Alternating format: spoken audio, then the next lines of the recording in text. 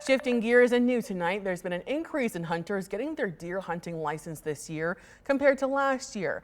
But harvest numbers are slightly down. This comes after the state loosened hunting rules to make it easier to participate in the sport and control a rising deer population. 13 on your side's Micah Cho joins us in the newsroom tonight with a closer look at those numbers, Micah. Well, Lauren, the 1% increase in hunting licenses only accounts for this firearms season, which started on last Friday. However, DNR biologists say they're not worried as numbers tend to pick up during the later part of the season.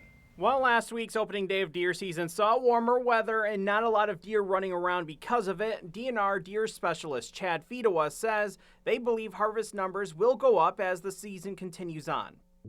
Once we get to about Thanksgiving, that shifts to hunters start focusing more on antlerless deer, which is what we like to see the focus on, particularly in much of southern Michigan. During opening weekend in Sparta, hunters gathered in a parking lot of Brick House Brewing to show off their harvest during their buck pull. It's great. We got some young people coming in with some huge bucks.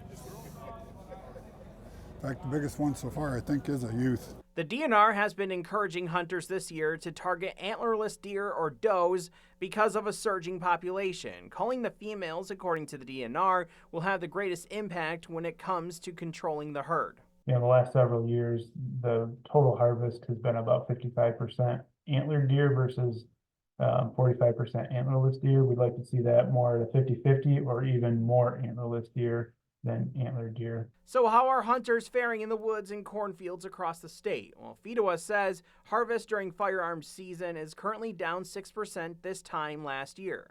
The total amount of deer reported during last year's harvest was over 134,000. First 3 days of firearms season typically account for about 25% of the total harvest of all seasons combined. So while we're still relatively early in the season compared to, we have over a month of hunting seasons left, we've seen the bulk of the activity has probably already occurred for most hunters.